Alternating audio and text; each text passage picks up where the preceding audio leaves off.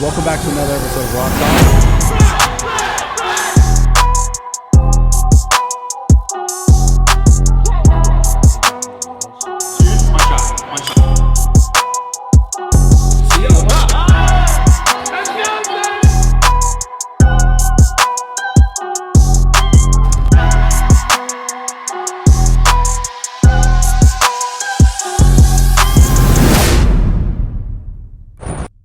Done a podcast before? Yes, but not in a long time. Okay. You know how to just mic etiquette, because you just make sure they're directional, so you don't, like, if you turn towards him, Yeah. and start talking like this, like, it won't pick up. Okay. Will you be like Mike? Just like say if we're, you know what I mean? Like, yeah. Yeah. I'm real bad about that. I mean, the easiest way is if you guys want to put the headphones on, I don't know how you feel about it, but you'll be able to see, like, what it actually sounds like, so you'll have a reference point. I think your headphones are behind you. No, they're next to him. His headphones are Down here. Oh, so these are yours? Oh yeah. Yeah, there you go. And then yours are on there. And so this is, Yeah, I got no idea how to. that's mine. So I can hear Oh me. wow. Yeah. This is So intense. because now, like, watch me, if I start to go like this, then you won't hear me the same, right? So got it's it. just like, if you look at him, now these are the sounds. If you guys want this louder, or I'm not sure. Who's Check check. Which one are you? Check. Whose is going down? Yours? Go on. Check. Yeah, that was me. That's yeah, you? it was me. Is that a good sound for you? You Just wanna- down slightly. Down slightly? Yeah, that's fine. Good. Yeah. Okay, so this is probably you. Mic check. Check. Is that you? Check. Yeah. Okay, so now it's louder, right? Louder. Yeah. You like that? I think I'm a little louder than that one. Maybe a little lower. Like right there? Yeah. Check. Yeah. Good, okay. Yeah. Cool. So we're doing headphones on, yeah? Yeah. Yeah, why not? Fuck it. You guys are comfortable with it. Okay. We ready to go? Let's go. Okay, I love this A lot shit. of cameras. Lot of cameras. Fucking this is like a really this is an interesting group of people, right? I'd say so. Yeah. Very interesting. This is cool. So, how many years ago, like, did all this shit start? I know this is a 10-year thing for Gymshark. Yeah. Right. How old is Alphalete? Alphalete's about to be 7 in February. Okay. So, don't want to say 2013 or 14. Is that good? No. Listen, I'm terrible at math too. No, you're great. There you go. You're great. I'm terrible at math too. Raw Gear's a little younger. 2015 is when I started it, but I didn't like transition until just about like a year and a half ago. But the thing I want to talk about with you guys, like, straight up right now, and we'll get into it, and each of us can answer this, but I want to talk about vision, right? Because 10 years ago, you started Gymshark. Yeah. Now it's a $1 billion company. Yeah. Fucking insane. Obviously, we're a little behind. Goddamn. You know? Yeah. Goddamn. But that's amazing. And I want to talk about, like, the fact that, you know, I don't think people really understand that many years ago, just on social media, like, it was a completely different world. Yeah. Like, social, what it is today, is not what it was then. There wasn't examples of what people were doing and what was possible, like what people could really pull off in this space. And I know for a fact that I, as far as a content creator, you as a content creator as well, Christian, and then obviously you as like an entrepreneur, we did things that were completely unprecedented. Like, we were all doing things that were just like, no one was doing them until we were kind of doing them. And nowadays kids come, they're like, oh, I'm going to start a clothing company. I'm going to be this. There's a roadmap now. There's a roadmap, exactly. So I want to talk to you two about, like, your vision and how did you believe, and also growing up, did you always believe that there was something greater for you? Because I know growing up, I remember being very young and being like a kid, and then in my early teens being like, I never wanted like a normal life as what I saw my whole life, right? Whereas, like, you know, people grow up in the same town and then they get a job in the town, then they have a family in the town, and they just kind of do that. Not that there's anything bad with that. It just wasn't for me. And I always felt that. So I wanted to ask you guys specifically, I'm really interested in this. I don't think we talked about this before when we did your pod, but I'll let you go first, Ben. Like, your vision, like, how did you foresee the fact that, like, this could be a thing? Like, Gymshark being so successful. And So it's sort of a bit backwards, because I didn't really feel like that. Like, when Gymshark first started, it wasn't a case of, again, I'm not sure what you guys think. I didn't think I want to create, you know, a $1 billion brand, for example. Right. So growing up as a kid, I grew up in the centre of the UK in a place called the West Midlands, right? It's a very working class town. And the first jobs that I ever did were like manual labour jobs. So lining furnaces with brick, fibre, things like that. And that was like my first introduction to business, was literally just through doing manual labour jobs in my grandfather's business.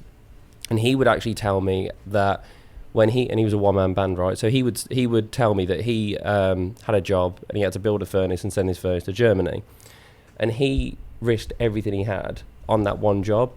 So as a young kid at like 14 years old, hearing those stories and then me doing my thing, I never felt like that was really a big risk. And I basically just fell in love with fitness. I'm sure similar to you guys, fell in love with fitness and just wanted to then make a website, and then wanted to make a website that would transact, and then make a website that would transact regularly, and then swapped from doing supplements into clothing and things like that. So there was never like this massive sort of vision until later on in the business. At the time, it was just very small goals with relatively small risks compared to those that I guess people previously had taken.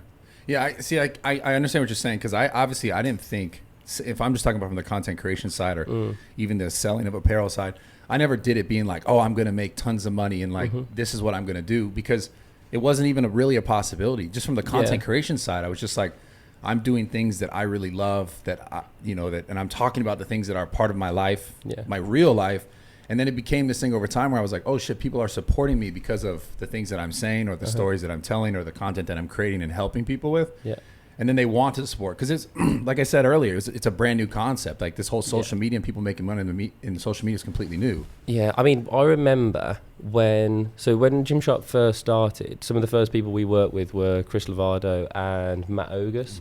Yeah. And I'm pretty sure Matt had the most followers, I think. Matt was the OG. Yeah. He was the first vlogger in the fitness scene, especially in natural bodybuilding, wasn't he? Yeah. And what was the thing? League Legend? What was it? Legend LOA. Aesthetics. LOA. Yeah. But Matt had about 20,000 subs on YouTube, and he was like the biggest and the best. So it was like a really small niche, a very, very small place. To say that like the biggest person back then, the most iconic person, had about 20k followers is just crazy, right? Because nowadays 20k followers on YouTube is it's like nothing. Like exactly. It's honestly really nuts to me, man. I had a question. I was always curious about this because before Gymshark, I think the only other company that really leveraged social media, I think it was the first company in the fitness space to leverage social media. And I didn't have the biggest affinity towards this brand, but it was called Shreds. Shreds, yeah, I remember Shreds, yeah. Did you get... They were clothes? What's that? The clothes? No, they did supplements. Oh, yeah. That was before That was after Gymshark. No? Was it?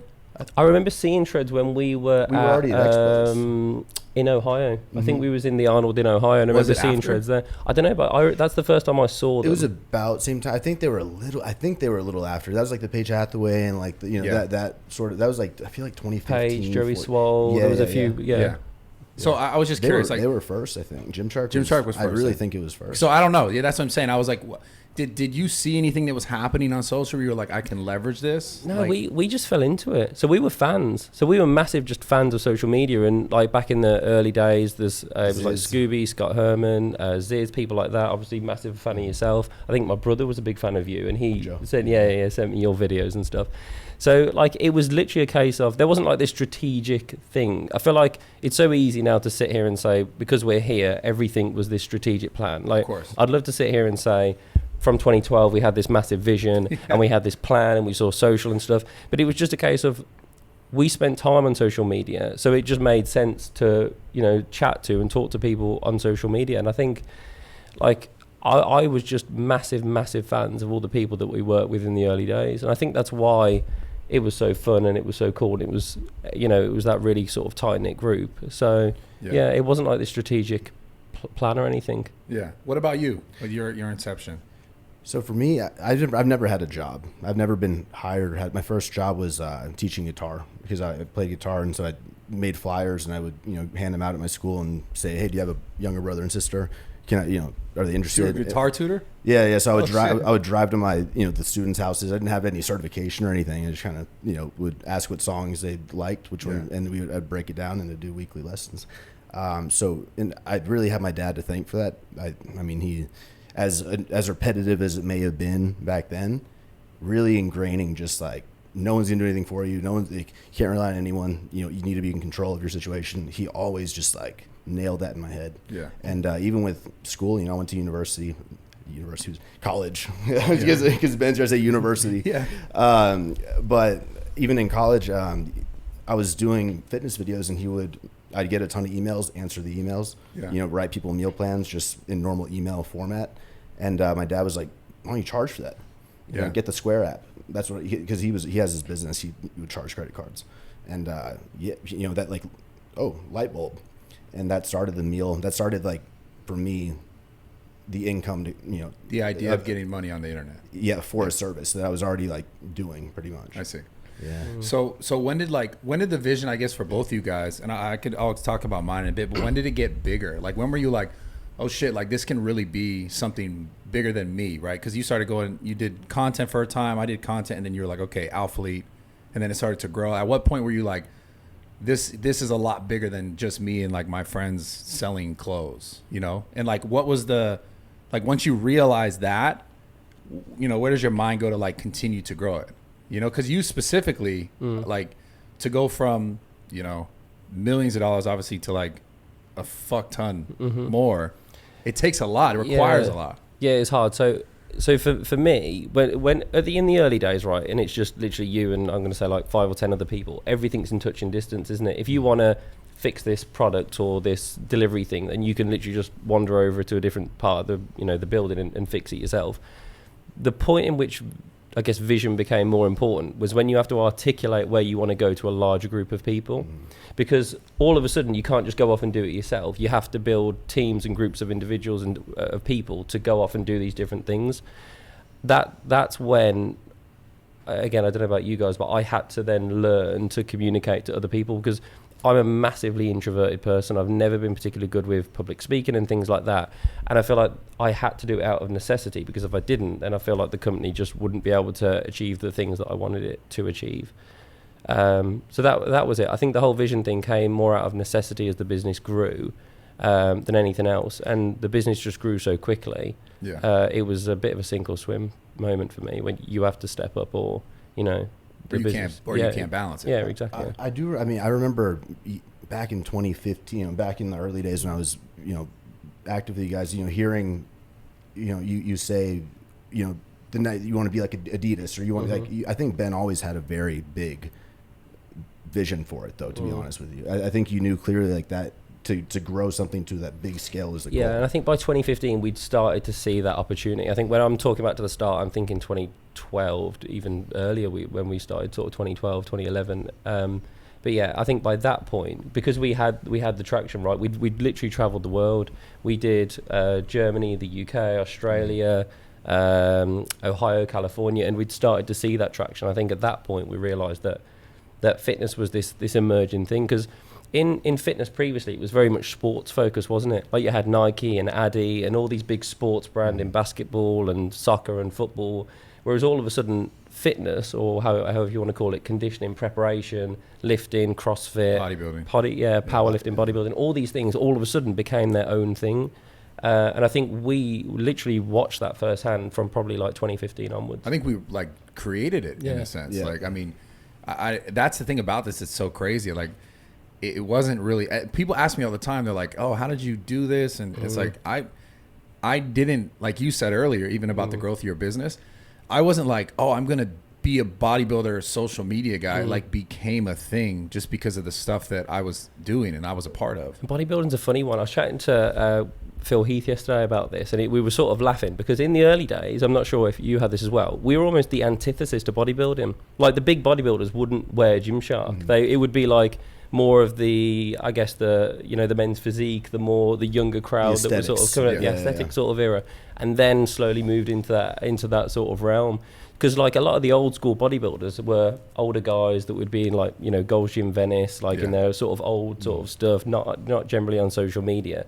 And then it was the group underneath that came up and then like lifted everything up through social media, essentially. Yeah. So as far as like opportunities then in that space, like for like social and marketing and all this, because a lot of people will watch this and be like, and I get asked this all the time, how do I get sponsored? How do you get sponsored? What are your takes on this? Because I wanted to like explain this because I know a lot of people watch this probably think about either they want to have a clothing company or they want to be successful on social media. They want to know about the business or they want to become sponsored. I'll give my take after you guys. I want you guys to give your take on like what you look for when you're thinking about sponsoring someone, and then I'll chime in as well. So I'm very hands-on with the athlete department and kind of the scouting and, you know, what into the people that we invest into and look for. And the number one thing, and this could be because this is how I was this is my background, I guess, is it's YouTube, right? Yeah. And I think the biggest thing though I look at isn't necessarily a follower count or you know, a viral video or views. It's going to be if I watch someone, you know, say 3 videos, and I'll go and I'll watch the videos. Yeah. Am I genuinely kind of intrigued? Is my attention grabbed? Am I engaged with what they are saying, what they're doing? Do I care, you know, what they're doing throughout their day? And a lot of the time you're 9 minutes into a vlog and, you know, you're watching Gabby Share at your Amy Rooks, you know, a small YouTube channel, but you're super engaged in what they say.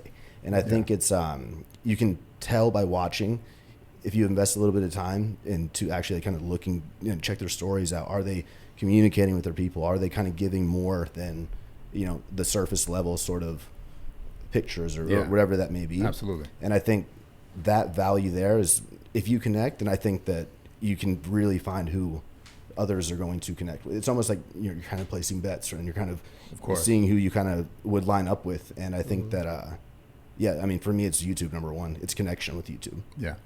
Yeah, I completely agree with that. YouTube. And again, I think now because we've had almost like the luxury of time, having been in the industry for, you know, over 10 years, I think we've seen Facebook sort of, you know, change a lot, right? We've seen Instagram come out of nowhere, Snapchat came up for a bit, Clubhouse, all these different platforms came up, but the one that's been there the entire time, consistent, has always been YouTube. Yeah. And it's like you can connect with people via YouTube in a way that I don't think you can on any other platform. Yeah. So this is my take on it, because a guy came up to me at your event and was like, yo, I do this jewelry thing, and he's, you know, as an outsider, like business person, he's like, how do I get athletes, and how do you know who's going to sell and who's going to do well? And I could speak literally from like a similar perspective, because like I've done it, and like I've done well on my own, just selling like my own stuff, selling things that I could say without a doubt. And I'll tell everyone it's the same thing. It's like, you have to be able to connect with your audience. It doesn't matter if it's like you get, you know, millions and millions of views or millions of likes, whatever the fuck it is. Like, if you find a way to genuinely connect with your audience, that's how you sell a product, right? Because I truly believe that people don't buy like from a brand just because they want to buy from a brand. I think at this point, like after they get kind of engaged with the brand, yeah, they will, because they maybe they like the quality, they like the style. But it seems like on social, it's all like social proof. So if someone goes, oh, I like this person because of the things that they said or the things that they taught me. And the easiest way, we're all saying the same thing, is YouTube, because it's longer format content. Yeah. So for people listening, just understand, because I get asked this so much, DMs, in person, how do I do this, or how do I make this work? Like, and also, how do I get sponsored? It's like, create a real connection with someone. Even if it's like 1,000 people who listen to you, like 1,000 people is enough to grow an entire company. Like, if you can do that over time consistently, right? And I just think, like, I'm glad we're having this conversation, because number one, I get asked this question so much, and I want people to watch this and understand it. It's not just about a number. It's not just like, because I'll get people DM me, it's like, oh, do I need like 10,000 followers? It's like, it's not about a number. It's about your connection with those 10,000 people or those 500,000. It doesn't matter, because like you said, it's like you watch someone's content and you get to know, okay, you know, the things that this person is talking about, the content that they're making, it's engaging me, right? That's the ultimate ability that's going to allow someone, if you can connect with someone and they feel like, oh, I learned from this person made me laugh, this person inspired me, this person like made me look at my life differently, then of course, if this person goes, hey, this is a company that I like and that like support me, if you're supporting this company, then they're going to want to do it because you gave them 3, 4, 5, 6, 7 times a laugh, inspiration, and that's how I've always looked at it. I knew that was the thing. It wasn't, and for me specifically, because I'd go to expos, and every time someone would be wearing all my shit back in like 2016, and I'd be at the Olympia and it'd be this line, they're like crying to me about their life, because like something about, I said about maybe my father, I told some story about my life, and they're saying thank you, and they're wearing all my stuff.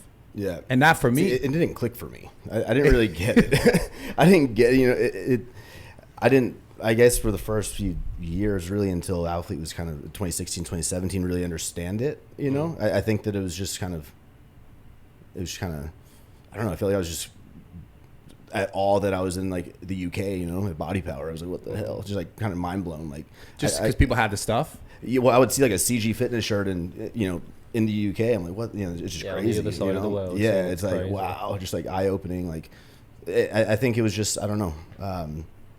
Now like looking back at it, there's the formula. Then you can tell, like, I always reference one of our athletes, Amy. She's our top 3 every single month in sales, right? Comparing, stacking up with millions of followers on their TikToks and these accounts and everything, but she's number 3. She got 14K on Instagram. So 14K. 14K on so Instagram. Yeah, just for reference, people listening, that's the point. Yeah, that's the exact point. That's amazing, dude. Because she, in my opinion, she's you connect with her so much. She gives so much value, like her opinions, her value. Just like she gives so much, and it sounds so simple and almost cheesy, but the more you give, the more that ends up coming back, right? But you shouldn't start thinking like that. You shouldn't do it because, you know, with that in mind. I think, because then you can see right through it. Yeah. Well, I think it's a natural thing. Like I said, I did all that stuff before I made money. I was making AdSense money on YouTube, but I like did all that, and then it was like this big influx of like support from people over time, where I was like, oh, people actually give a fuck about what I'm saying, and then I would hear it so many times in person. I was like, it clicked to me. It made sense, and I was like, oh, this is why people are supporting me, because they feel like they're getting something from me. So in a sense of Gymshark, because obviously like I speak from a little bit different, you as well, because like you were more of a creator. So like you guys came at it from the other way, right? You were creators first, and I think maybe the business came through that, right? Sure. Whereas I was the opposite. I was pretty much off social media for the first 2 or 3 years of Gymshark at least. I mean, you know, I didn't really spend much time. Ben was always on the computer, like doing shit, bro. Like always just like messing with things, right? I remember like, what are you doing, man? Just like playing with websites and doing all of these. Like I don't know how to do that. Like just like really, I guess, just really into figuring things out, right? Technical. Yeah, very technical. I loved that back in the day. Like one of my first heartbreaking moments in the business, right? So we have our mail system in the UK is Royal Mail. And I connected our website into the Royal Mail system, which like isn't really like a massive thing, but it was something I built a connection between the two, and I was really proud of it. And then we hired someone in to take over that area of the business, and they came in on their first day, and they were like, "This is terrible. Like this is a load of crap. You need to get rid of this." I remember looking at them thinking, I was so angry, because it was like they came in and they took that thing that I was really proud of and just ripped it apart. But it was actually the right thing to do for the business. So yeah, I spent loads of time like just trying to work out all those little things, and then just, to be honest, kept away from social media until we was in Dublin, and there was a guy that basically came up to me and he said, like, why don't you do a video to talk about the story? And then at the time I just met my now wife Robin, who was on YouTube as well, so she was like, I'll record a video for you. Honestly, that first video, I need to find the footage. It was so bad. I was like so nervous. I was stuttering everywhere. I was dripping. I was sweating. It was just like me and Robin in the room, right? But I was so nervous in front of the camera. I just then didn't even use that video, then re-recorded it. And I think it was like second or third try, then ended up uploading that video to YouTube. And then that video, obviously, it did well. Loads of people saw it. And that was the kickoff for me to then start posting on social media, because I actually never had a desire to do that. And now it's almost going backwards a bit, it seems like, for you, right? It's almost like you're getting more into almost embracing the founder a little bit, right? Yeah, I'm definitely getting used to it. I mean, I'm enjoying it much more. But the first year or so, it was weird. I didn't enjoy it, and I guess there wasn't, I mean, like Gary Vee and people like that have definitely popularized entrepreneurship and running businesses on YouTube, which again is really cool now.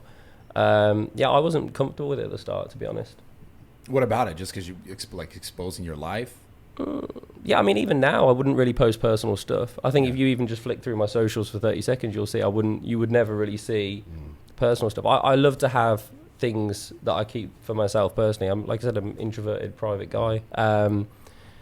And I don't know. I think the other thing, and I think it's similar to you guys, you got into what you did because you purely loved it. I didn't get into Gymshark because I want to post it on social media. I got into Gymshark because I just really enjoyed going to the gym, and I loved the craft of building the product over the sewing machine and printing, and I actually loved the idea of making things.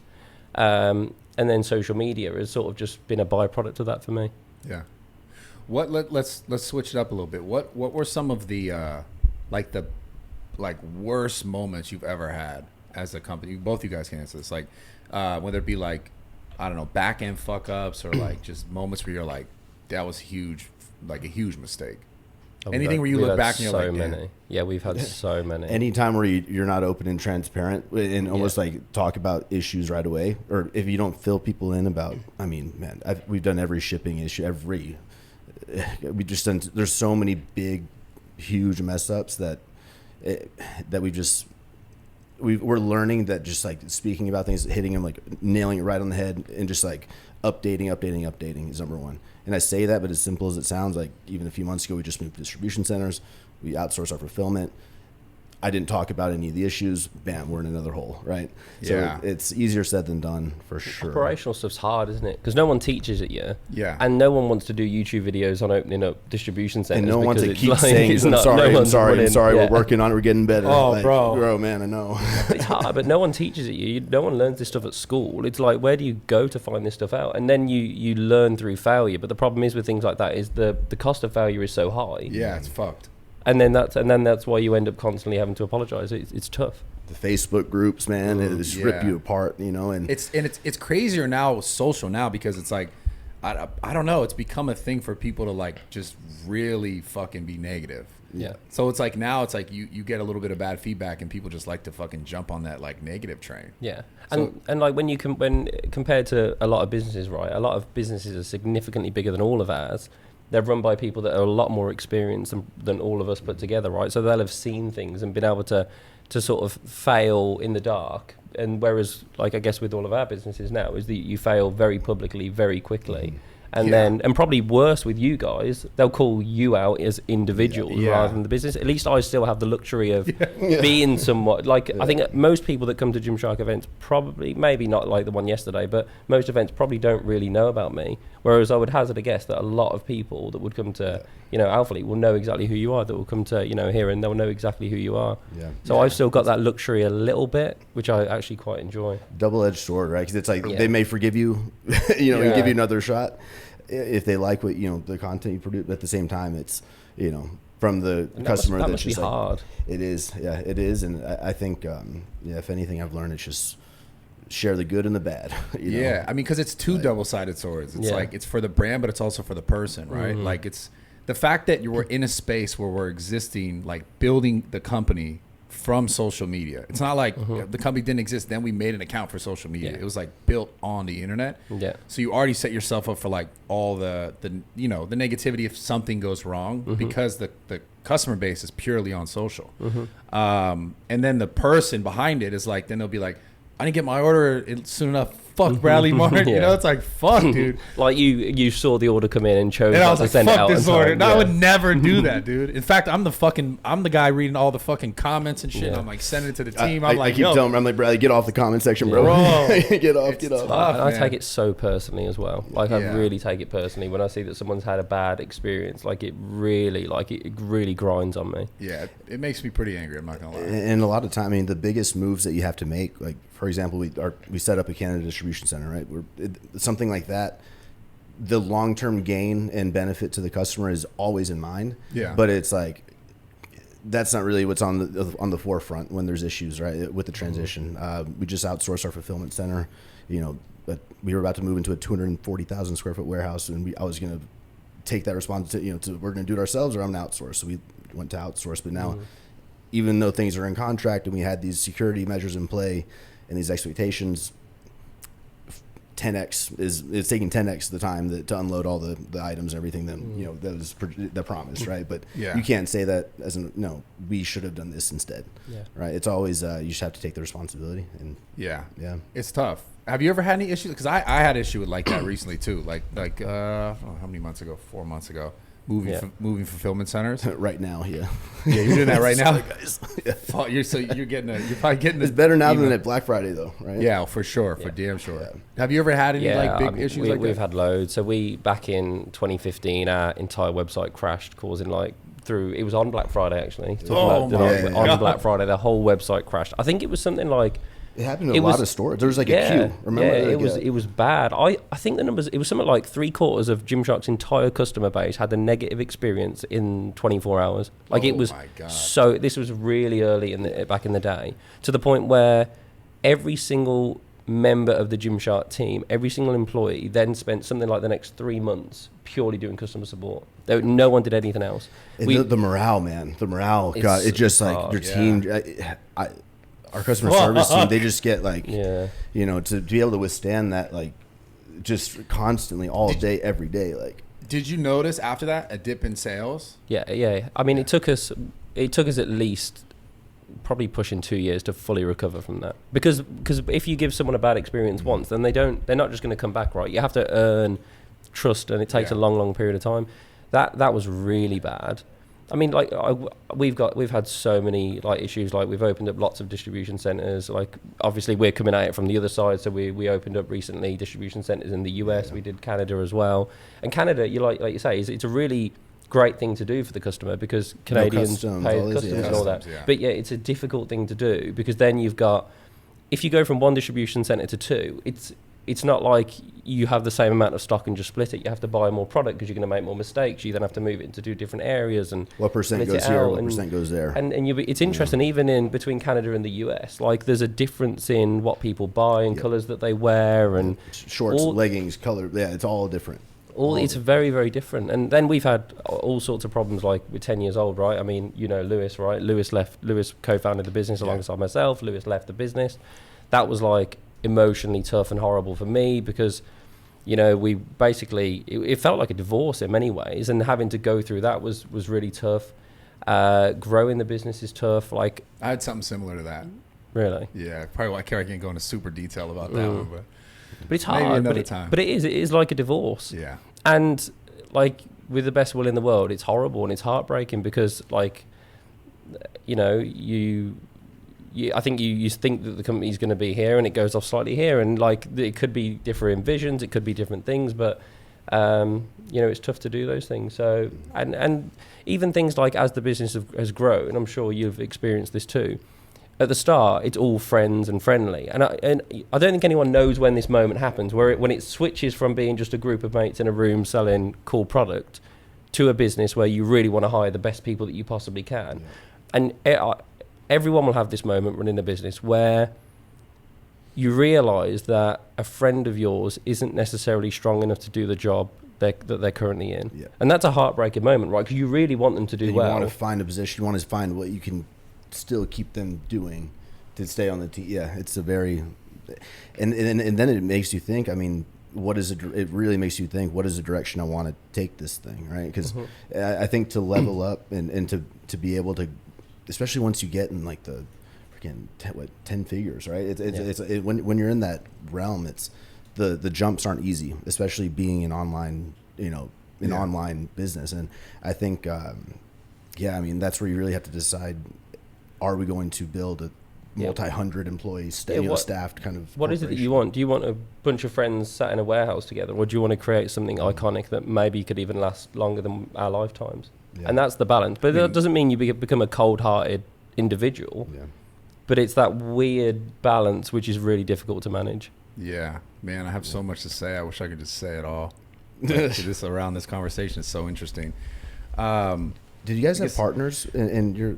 I mean, with the clothing. Yeah, I started out with some partners, and that like you said, when you have a friend or someone that you consider like family, and then kind of going in separate ways can just kind of change a lot, you know, because I mean, I'm in a really unique situation, more so I think than you guys in this space, but I guess to say the least, I mean, I've just been in situations where, like, you know, you expect someone to be a certain way just because of where you guys started together, and then eventually it just kind of I don't know, becomes about money and business and stuff that, you know, I don't know. It's a tough one. I heard a saying once, I don't know if this resonates because I don't know what your situation is, but it went something like, if you park crazy and you get paid a lot of money, then you'll go full crazy fairly quickly.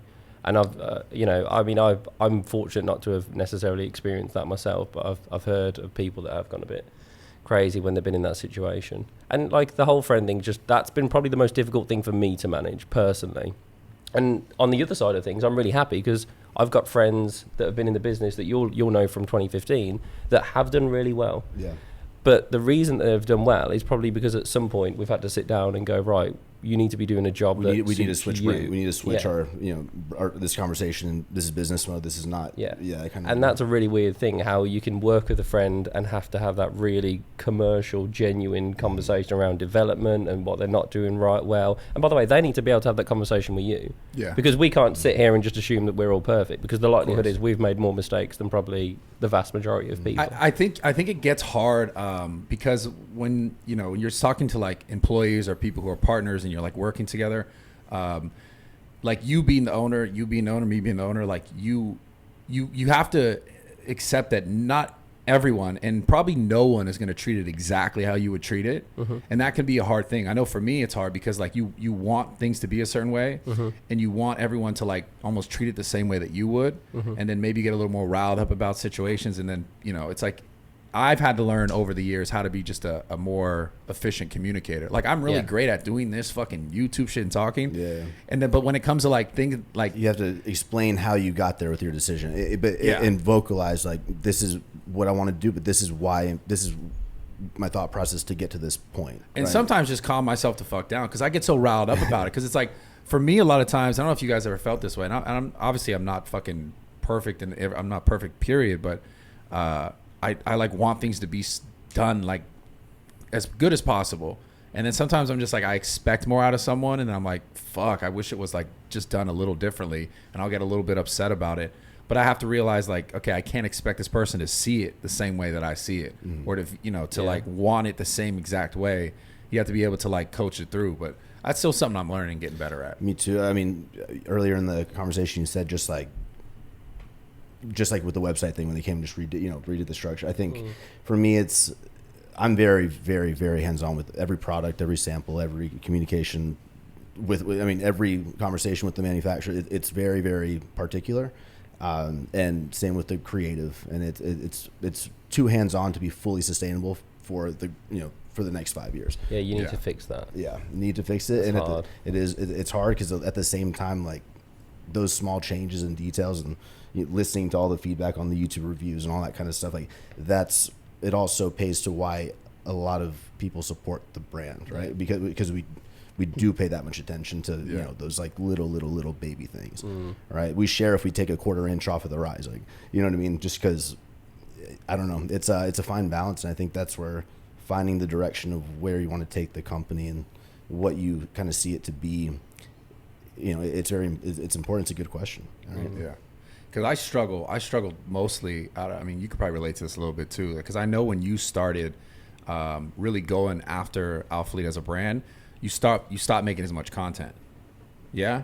Because for me, like I've noticed that's the hardest thing. Like as I've been growing and like focused on growing, it takes you from your core. So that's why it's even more so important for me to get the right people in the place to do the things that like I can't focus on everything, because like I can't even sometimes make content because I'm so focused on like the business side of it that even if I'm not like on the phone all day, I'm just like my mind is consumed with like problems or things that I have to fix in order to like get to the next level. And it does really affect like the content side of it. So I think just to people out there who are listening, like, because I know a lot of people will click on this video because they're probably like, I want to know how to get sponsored. I want to know how to do this, And I think it's really important for the people listening. Like it is so essential to build a team as soon as you can. And when I say this, I mean, because you're going to find 3 people right away, and maybe one of those persons might stay. Maybe all 3 are gone.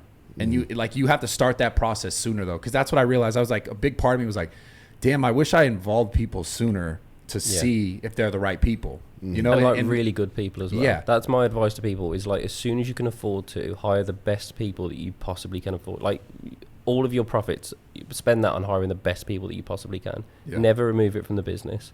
Like keep those profits in the business as long as you possibly can. Just hire the best people that you can. Because like one individual, one great person can genuinely completely change an entire business. Yeah, for sure. And that's the thing. Yeah, I just wish I did it sooner, man. Because I'm like, I try to balance so much shit. Then I realized like my own ability to produce content that was pushing a lot of this thing forward is like slowing down. Yeah. And it's like, I realized like, okay, I wish I had gotten on that sooner. Because now it's like, you just, I mean, no matter what, right? You're always going to do this balancing act. But that's so important. But like, so with that being said, right, I'll ask you guys both this. What is your opinion on like, how are you deciding who are the right people? Because a lot of people, I've had experiences like this where I hired someone who told me, oh, this is what I do and I'm such a professional at this. And he was the one who led me down the worst fucking path that I've ever gone down. Like, made the worst decisions, and I trusted him because he was a great referral from someone else who helped me in another aspect of my business at one point in the past.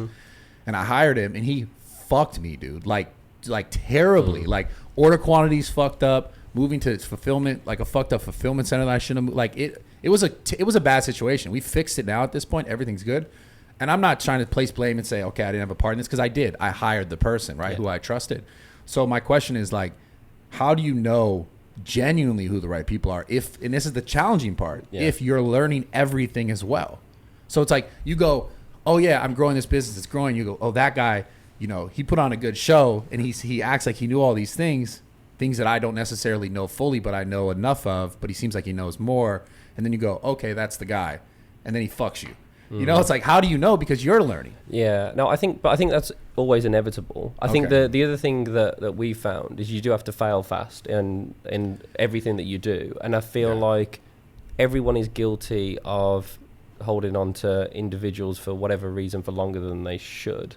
And I think, again, it's just about that clear, concise, immediate communication to saying that this just doesn't work. You're documenting things, you have clear expectations, and you have to, it can't just be like, oh, a verbal conversation, oh, let's not do that again, you know, and you have to be able to, that's a good, I mean, I don't. But you'll always make that mistake. Like we've done it loads, we'll do it again, but because you're right, because I'm not a seasoned operational expert. So, I guess the challenge is, well, Ben, how do you know how to hire the best operations person that you can? I mean, what I'll try and do is I'll try and find people in different businesses, whether it's in the UK or the US, that are really good at that, and like try and pick their brains, and sometimes even ask them to come into the interview process just to double check a person. We've actually done that recently. We hired a new role. It's a role that I'm not a massive expert at, but I've sort of done because I've had to in the role. And they came into the interview process and like almost double checked it for me and made sure that the decision that I was making. You mean you had someone correct. from another company who does that role for another company that you couldn't hire come in and like check on? Okay. Yeah, or like another CEO of a much bigger business that's come in and helped and things like that. That's been good, because that's the other thing as well, is whether it's CEO, founder, whatever job you're in, it tends to be quite a lonely place, and you'll be making lots of like decisions that it's difficult sometimes for you to find other people that can help, other than people that have literally been in that situation before. So something that's really helped me personally, especially as Gymshark's got bigger, is to communicate with people that have run businesses that are far bigger than Gymshark. Mentors. Yeah, exactly. Yeah. Could you name some of them, or is that just like a private thing? I'm like, who? I'm like, what's their number? Who? I can name one of them. So there's a guy called Ajaz who I talk to a lot, who runs like a big, I think it might be the biggest digital agency in the world, called AKQA. They're like, again, it's a big marketing agency. They do some incredible ads for big people. Yeah. And it's, I can't remember, it's something like 3,000, 4,000, 5,000 employees. It's a massive business. And Ajaz is really, really intelligent, and he's massively creative, right? So he's all about the creative output of the business. And for me, it was a case of like, how do you work with investors? How do you work with, like, in the US? Because again, being a Brit and then coming over here and opening our offices, this is a completely different place to the UK. Like, employment law is completely different. The culture is very different, and just asking other people how they've done it that have been in my situation from the UK and working in the US or working in creative industries, that's been really helpful for me. I feel the only mentor I've ever had was, we were speaking with investors for actually Alphalete, right? Not for Alphalete, but I mean, as the Equinox CEO.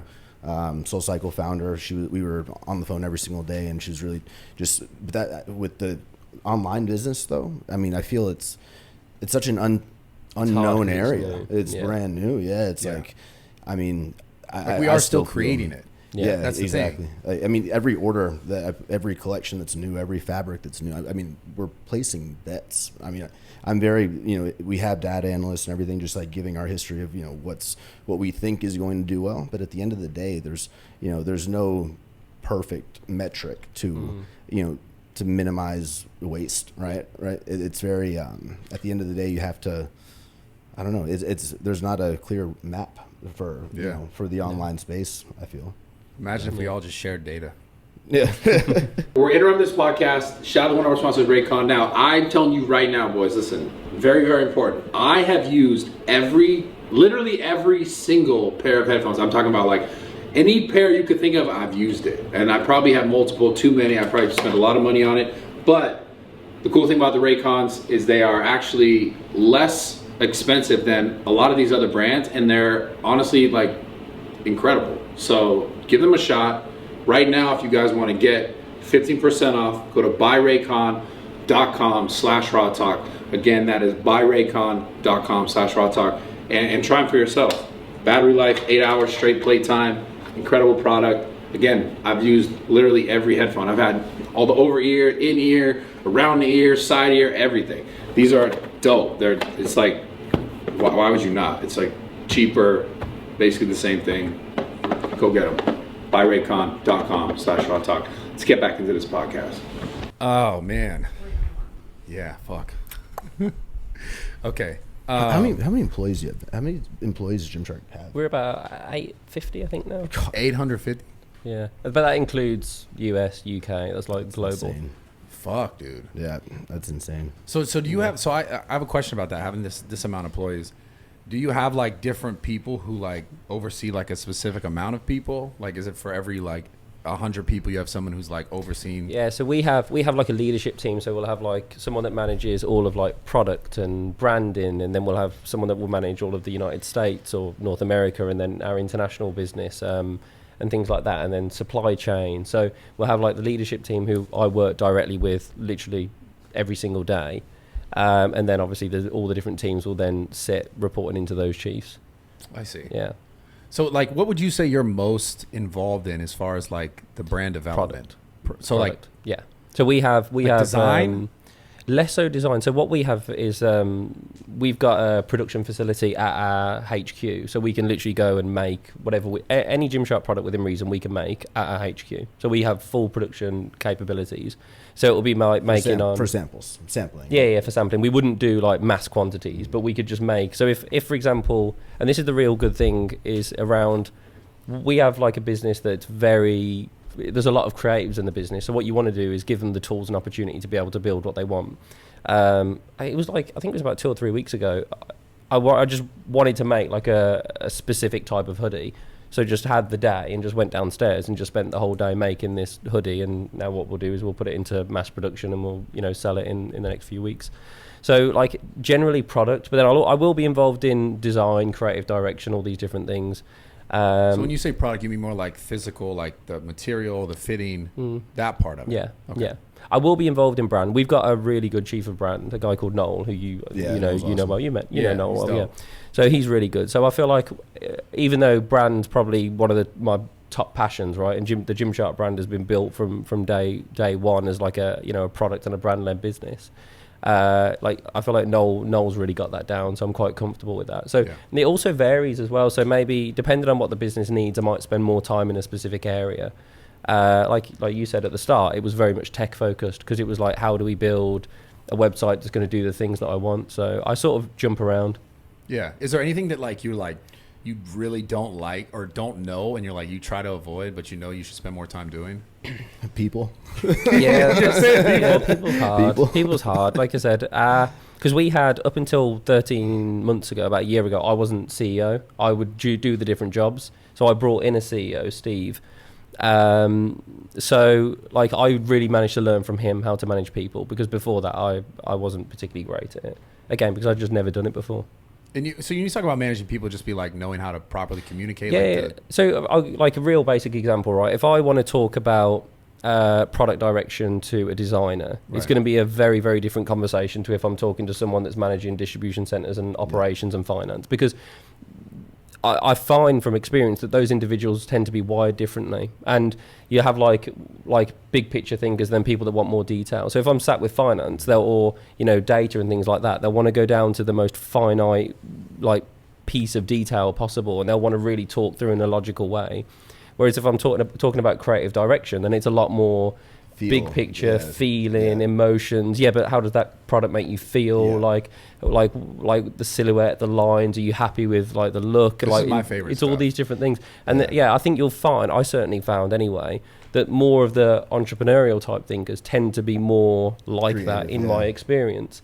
And that's, I think, why that you find that there's a lot of financial issues, operational issues. I mean, listen, when Gymshark first started, we'd never pay tax before. Again, and you don't get taught these things. Yeah. Oh, this is good. But so much stuff comes intuitively from a creative and a product standpoint because you live and breathe it every single day. You don't live and breathe taxes, finances, operations, and things like that. It's funny. I'm aware that I need to find a CEO. In the next 2 years, I need to find a CEO. Right? So is that what you're going to do? That's what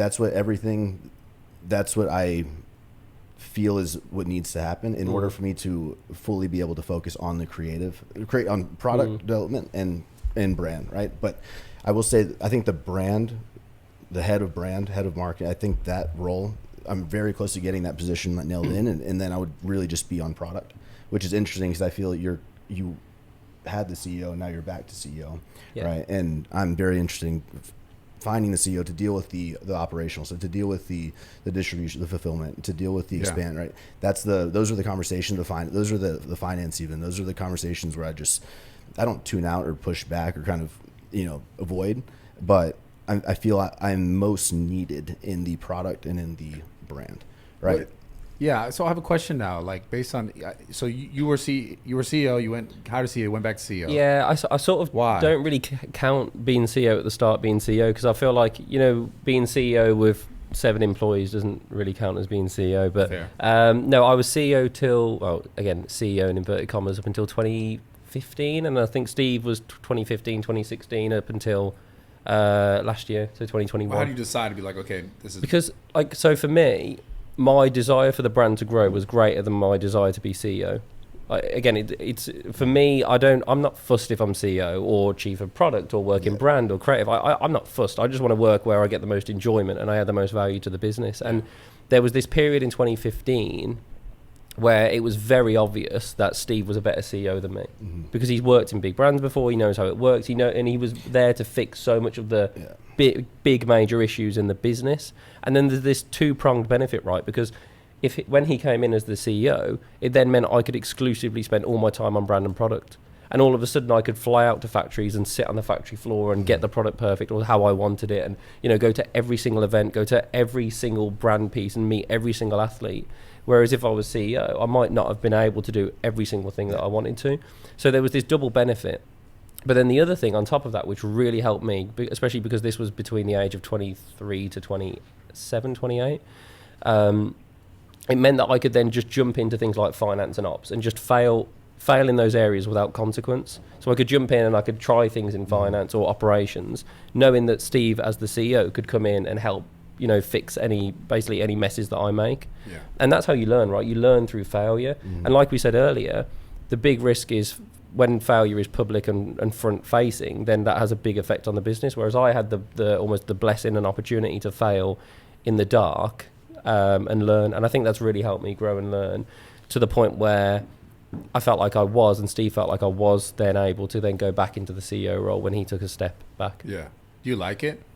Yeah, I love it. It's really hard. It's really hard, especially since we've opened up all the US office, because like I'm traveling to Colorado every month, whereas before, even though the travel was still a lot, right? Like I mean, the year that me and my wife first met, I did 52 long haul flights that year. So I basically did a long haul flight every single week for a year, and it was just like long and hard. Like it was like an average of like just moving all the time, and it was hard. But again, this is the thing, right? Because we're a very evenly distributed business in revenues, right? So we was like in the US all the time. Like if you think even like how often you guys will move around the States, imagine every time that you go out of state, I'm coming 10, 12 hours, 6 hours, 8 hours, wherever it is.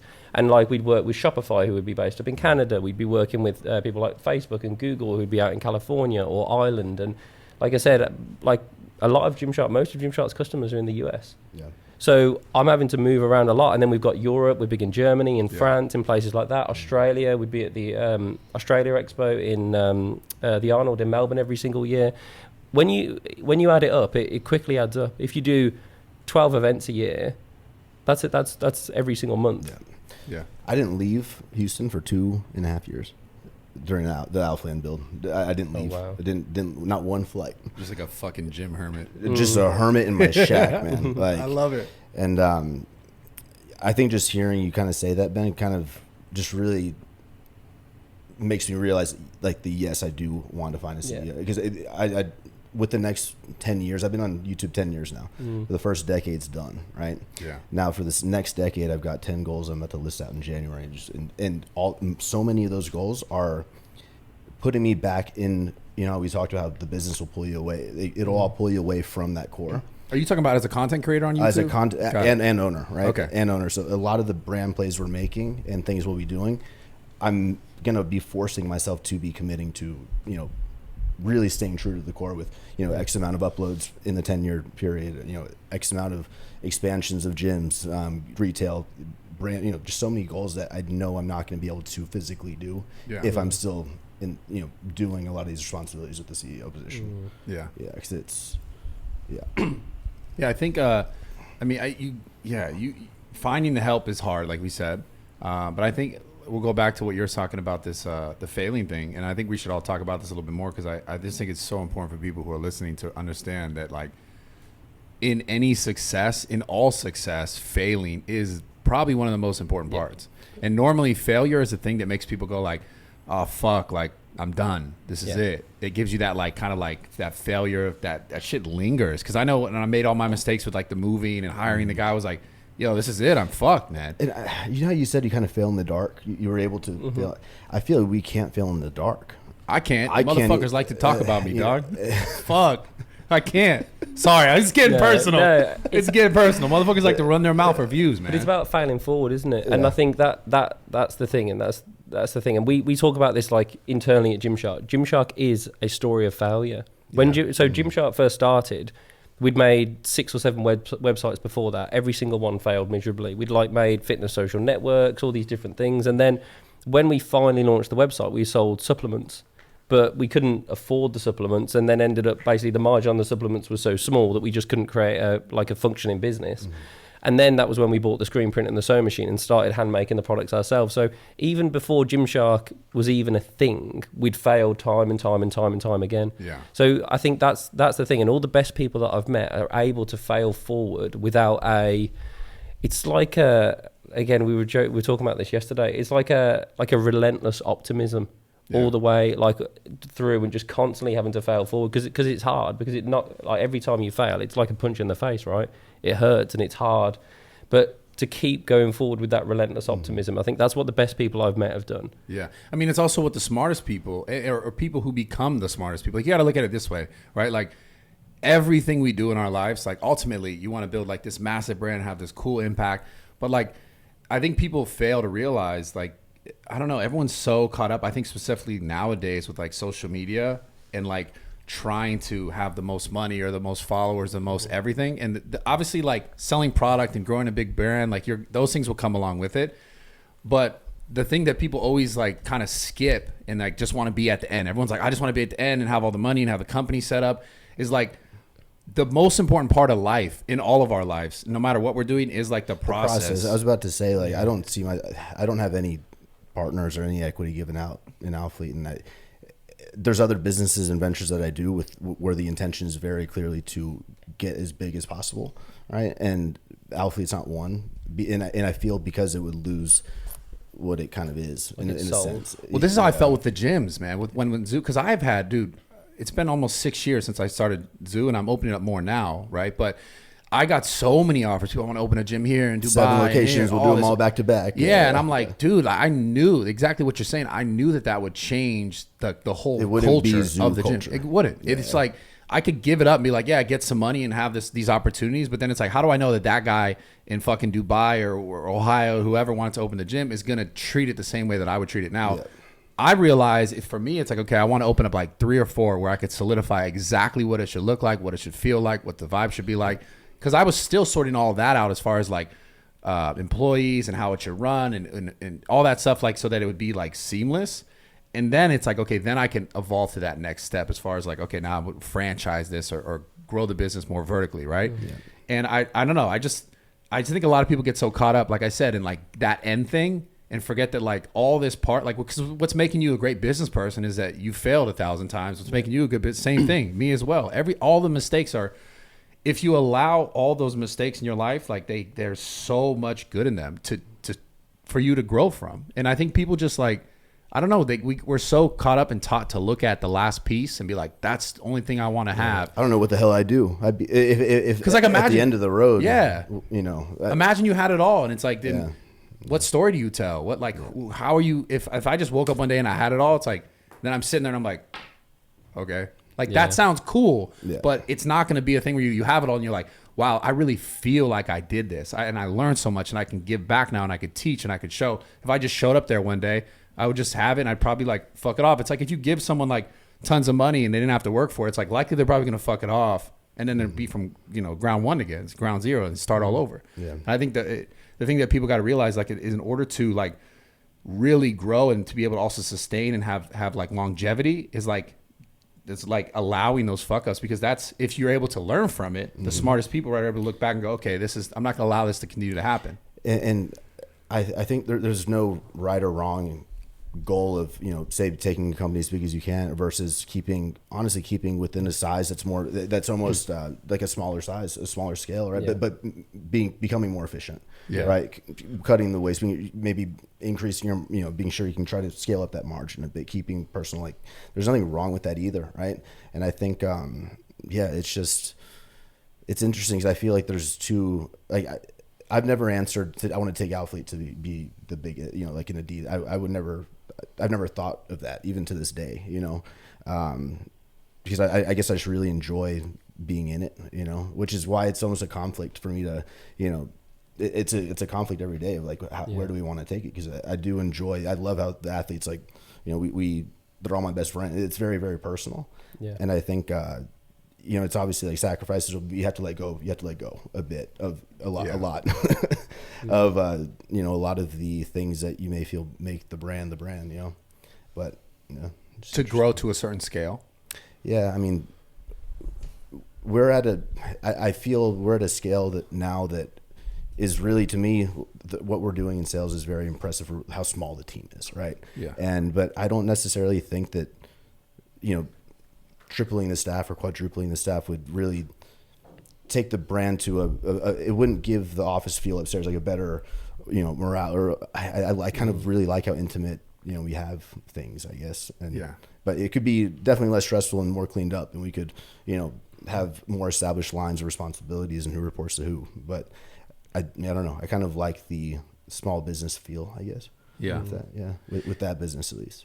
Yeah. As far as, I guess I'm curious, you guys, like, what would you guys say is like the brand message? Like, what do you want your brand to embody? You know what I'm saying? So the thing for me, right? So when I first got into the gym, I was 15, 16, and I didn't actually do that well at school. And the thing that irritated me about school, right, is I'd try really hard at something and then get a terrible grade. And then I wouldn't try at something else and I'd get a really good grade. So the thing that really actually like got me into the gym was the fact that I knew that if I turned up 4 or 5 days a week, every week in a year, I would have made progress. So that was my thing. And it was all about like every single day doing that little bit. And then as I got older, like before, at the start, it was, I want to be muscular and ripped, right? I want abs. It was like, again, the aesthetics era. That was his generation. And then my goals sort of shifted into, I guess, more holistic health. And I want to be muscular and strong, but I want to be able to run if I can and all this, if I want to, and all this sort of stuff. And that was the bit where, and Gymshark at its core is all around lifting, and that's where it first started. But then it was a bit like, there's almost like not one fitness goal that is superior to the other. So your goal to build muscle is not more superior than someone else's goal to lose weight, for example. Yeah. So that's what I wanted to do. I want to give people that same feeling that I had when I first went to the gym and got better every day. And it like I said, my school academic life completely changed when I got into the gym. Like my physical health completely changed. My mental health completely changed.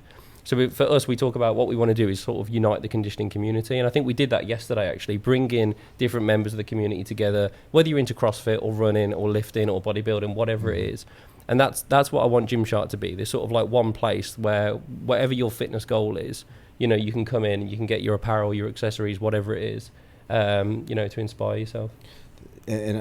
For me, I feel that I know, like, if you go to Alphalete, there's a niche group of people that go there, right? And I think that at first the intention was like, okay, if I build 3 gyms, one's AC and kind of more commercial, more Equinox. The second one's going to be more raw vibes, more wrestling equipment, whatever, and that the third more CrossFitty, right? I think though that may have been the first intention to reach a larger and wider group of a wider demographic, I think at a certain point you almost need to embrace.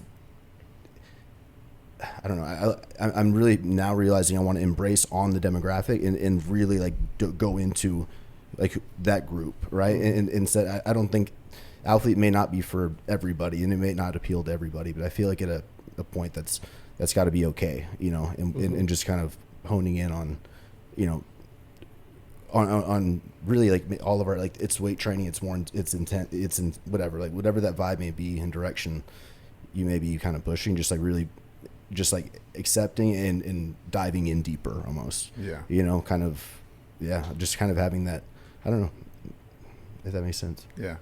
It's interesting. My brand Raw Gear came about because it was like a self evolution, right? Like I started, I don't know if you remember, hopefully, I don't even know if you'd even think about it, but BM Fit Gear was the first thing that I sold. And that's what the brand was called. And that's the logo. I had like a few iterations of it, and it evolved into what it is today. And it started basically me just selling stuff that I like hats and tank tops. And then, like I told you guys earlier, when I would go to these expos and people be like dripped out, like wearing my stuff the whole time, I was like, and they would tell me these stories about, when you talked about your father, you changed my life. I would hear that, I'd messages, thousands. I mean, I've had a guy come to my gym, tell me he was going to it's like 2 years after, but on Twitter tell me he's going to kill himself, and I'm responding to this guy, and he's like, you don't know shit, blah, blah. And then I met him in real life, and then like he has a daughter, he'll send me like every year, like, here's my daughter, like she has a father because of you, like all these kind of like really deep, meaningful interactions that I've had with people over the years. And so when I was like, okay, I want to expand this brand bigger than me, I had to really think deeply, like, why were people supporting me? What about me were they supporting?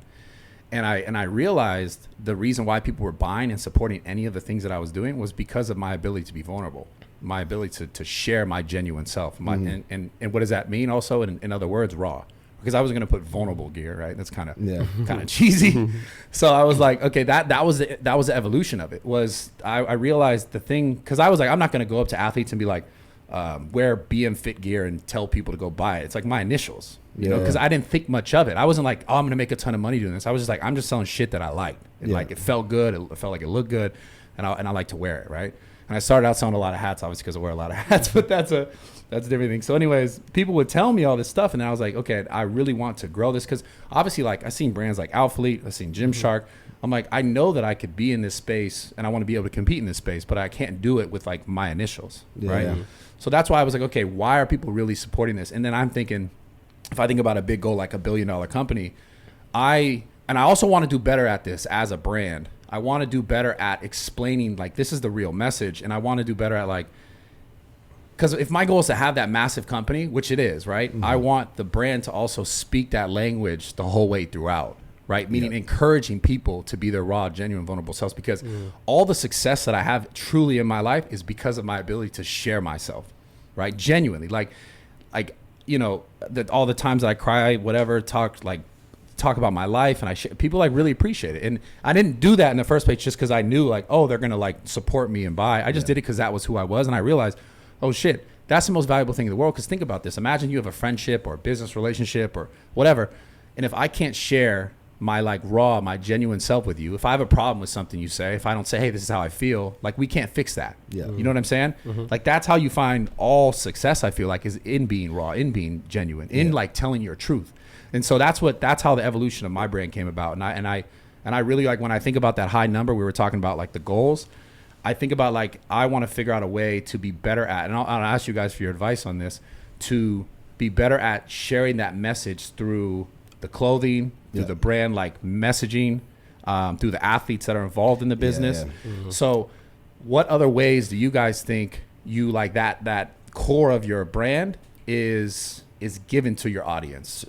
So for me, the learn more, dream more, be more was something that's our slogan, and something that we embodied when I first announced the name Alphalete, right? Yeah. The individuals who inspire. Now that derived from my YouTube channel, right? That was almost just like you said, sort of the messaging and the take home was to always, you want to be a sponge, you want to learn from others, you want to be open-minded and never think you're, the know-it-all. Number two, you're going to dream big, right? And I think through my channel, through actions and through a lot of the athletes that we invest into and we really bring on and sort of push, we wouldn't bring them on if they didn't have those same, it didn't align with those, those messages, right? And I think that and then be more, right? To do it, right? Just apply yourself and execute. I think that being very selective with who you're bringing onto the brand and really pushing as a main face, maybe not an affiliate, you as a co, who when you think Gymshark, when you think Alphalete, think Raw, who are you thinking of, right? Yeah. And it can't just be one person, right? And for me, the 2 years of being MIA was almost really exciting in a way because I was completely off of social and the company grew like this, right? Which made me feel, it was a huge fear I had. If I ever go away, what's going to happen? Yeah. And I fear that. Yeah. Yeah. But it was just very, I don't know. That's Maybe you got more insight from being behind the scenes. More insight. Yeah. From behind the scenes and also really investing into our women's line. I mean, on our first women's launch, we sold 3 sports bras. Bro, literally I made a joke. I go, I'm going to go hand deliver these myself. Goddamn. Right. Like 3 bras. And, since then we're now like a 65% female demographic. Yeah. And What is Gymshark's? Yeah, pretty much the same. It's like 67 or something. But yeah, pretty much. Yeah. We're like But- 100%. And for that, it's like for women's clothes specifically, hardest thing to do, right? Yeah. Hardest thing to do, but how do you do it? You listen to feedback and you're fully conscious and aware and you're like that sponge, right? Let me hear feedback. Let me know like, what do you not like? And you have to take it into consideration and apply it. Yeah. Right. And you need to do everything you can to make the person putting that garment on feel the best that they can. Yeah. And improve and or amplify, right? Whatever. That's literally meant to amplify your self-confidence and just give you that little, like that moment in the mirror where you're like, what? All right, look pretty fucking good. Let's go. The little The little bit of, not enhancement, but just that little bit of the boost, right? And same with like the aesthetic cut stringers, right? Like you want to give a little bit of something to make people, even if that little bit of boost gets them in that gym that day, right? Or that outfit, they feel fresh, right? So all right, you have a good workout instead of just staying home and not, going, right? Yeah. Those little moments will add up, and I think for Alphalete, that's our purpose is right that. Yeah. What about you? Yeah, well, it's similar. It's everything that you see from the front end of the brand, right? That is the reflection of your brand. It's the manifestation of your brand. So, like, again, going back to our roots in lifting, if you look at the people that, even the 2 of the guys that were at the event yesterday, David Lade and Ryan Terry, they literally are a walking example of the brand. Yeah, 2 like incredibly cool guys, incredibly humble. They'll always have time for people, but then like experts in their craft with incredible physiques. I mean, Ryan's at the Olympia in the next few months. Like, these are guys that are at the top of their game, but they're not arrogant. They're open-minded about what other people's fitness goals are. They want to help support people. So it is everything on the front end, whether it's the product, whether it's a post on social, whether it's an individual, that's a reflection of the brand. And I think that's really important to note, because I think we've all been in a situation where you could probably work with an individual or something, or you could do something to drive growth if you wanted, but if it's not truly true to your values and these individuals don't reflect your brand in the right way, it's only a short-term game. Exactly. And that's what you need to avoid. Yeah. The David's the guy. He's if David has a line, he's going to be there. Right. It doesn't matter if it's hour 5.5. Same for you, right? Yeah. And I think it's easy to come and paste to one X amount just to kind of maybe show up or whatever, and that may be a quick, a nice play, but you have to have that foundation of really core people that are in it for the right reason. And it comes down to when you're scouted, that engagement. Is this person are they genuine? Are they appreciative? Are they, really someone that would represent what you want to push in the bigger picture? Because 10 years from now, they may be the next huge thing, and you're taking a back seat, and that is the goal, right? The goal is to make the brand not rely on you. Yeah, that's my goal with it. That's exactly the goal. That's exactly what I'd like to achieve. And I think every entrepreneur founder's goal should be to create a brand that could exist if you wanted it to without you in it. 100%. Yeah. That would be the coolest thing ever. Imagine when you 60 years old, being able to just take a step back and spend time with your family or whatever, just knowing that you'd created this thing that can exist on its own and grow in the way that you want it to grow, even without you there. And then it's more of a choice, right? It really is a passion project at that point. And that's where the 2 years where I was seeing that growth there gave me like all right, I feel like I'm in a really good spot to kind of come back to my career. Like next year, I'm really going back into that front mode because I enjoy it more than anything, right? I really enjoy being, that's what got me everything I've got, and I just want to get back to Do you guys ever make apparel, or like, do you ever make any sort of like garments that are like more meaningful than others? Like not in the sense of like a better quality product or like a design or something that is like specifically like, I don't know, like some sort of value driven. In what sense? Like for example, like my logo, right? It came about because I had a conversation with the guy who was helping me create it. It was just like I said, it was like being fit gear, and it just said like the words, right? And when I went to create the new logo, I was like posed with a bunch of questions, and the guy was like, well, what are the things that are like most important to you, right?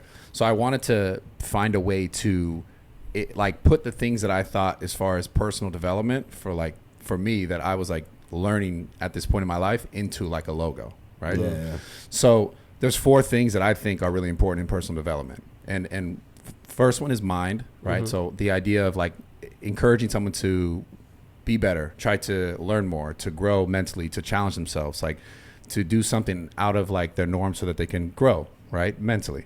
And then the other one's physical. Obviously, this is like you can challenge yourself, try something new. It's take up a new hobby, something that is more like keeping you active and like in all rights in that. Yeah, like if I was like, oh, if I'm a bodybuilder, I was like, damn, my cardio sucks. I want to be better at this. Like try something different and like should really push yourself physically, right? To try to get to that next level, whatever the goal is, whatever the activity is. And then there's 2 that are a little bit more like, I guess not theoretical, but a little bit more, I guess we'll call it mystical. But there's 2 things that I think are really important in personal development. And the last 2 are spirit and soul. And I'll explain them. So spirit is like your connection with everyone else, right? When you walk into a room and you come in and, people get the general sense of like, oh, this person like brightened up the room, right? Or that person, like it came in, it's like kind of darkened up the room. You're like, oh, is everything okay? So the idea of like trying to improve that sense of yourself, like being self-aware, like knowing how people receive you, you know what I'm saying? And how you connect with people, right? And then the last part is your soul. And to me, that's your greater connection to yourself and like your true purpose, and like diving down that part of your life and figuring out like why I'm really here, what's really important to me, and being able to connect with people on like not necessarily always like-minded levels, but being able to like share that part of yourself in a genuine sense. So all the stuff that I think about, like when I'm creating stuff, I want it to feel. I mean, some stuff I make. Some stuff. At the end of the day, clothes are clothes. Right? Yeah. Some stuff I make is just because I think it looks cool. But I really want to try to like push that narrative of that genuine self, the being able to be vulnerable and raw, and like these 4 things that I think are important for self development. And that's kind of what stands behind the brand. And I was just curious if you guys ever made items or things that were like, you were like, okay, this means a little bit more to me. Not that the other things aren't good. Have you ever made like a project where you're like, this one's a little more specific? Mine's called Odilia. That's the next brand coming out. That's my mom's middle name, and it's every single design is tied to in some way my mom, right? Like things that from her past or things that I've learned from her, or moments or memories or things like that. Where every graphic tee's got, it's literally a hand drawn story of it's dope. a lot of detail. In breast cancer, every single sale is going to go to that, and that brand is something that's more of like the passion project, right? Which is coming soon. But for Alphalete, I think that the initial thought of the brand is where I would say most of that thought went into that. How can we the 3 pillars, right? And kind of playing off that 3, and creating the overall messaging. But I feel like product to product, I wouldn't say. I mean, there's things that you'll kind of tie back to. Oh, I designed this in that office, so here's a coordinate to that, or like these little things. But I don't think that any product is. I would just say no. I don't think so for me. I just love the product that I make, to be honest. Yeah. So, but yeah, I'm like properly like that. A bit of like a like a magpie chasing like a shiny thing. If I've got like a bee in my bonnet over one particular like product, then I'll obsess over that product for a bit and then move on to the next thing. So that'll be like the most important thing in the world for me for about 5 days, and then when it's finished, then I'll like run off and go on to It is so hard to manage, like to decide where and how long you need to put time into certain things. It's like that is the hardest. I mean, there's so many other projects, and I'm sure there's different things that are always happening. It's do I spend 10 minutes on this? Do I allow myself to go a little deeper? Do I spend 30 It's always a minutes? choice, isn't it? Like, I'd imagine you could spend every second on product if you wanted to, or every single second on finance if you wanted to, or operations. You could do, like, you just physically don't have the time. And then things would, you know, at Alphalete would go crazy, and you know, so it's almost like I feel like it's a balancing act, right? Where it's, and I always, every single day I write down my big 3. Right, the 3 things I need, and it could be literally a checkoff task, like getting the YouTube video uploaded. And if that's a big 3 at the time, it is, right?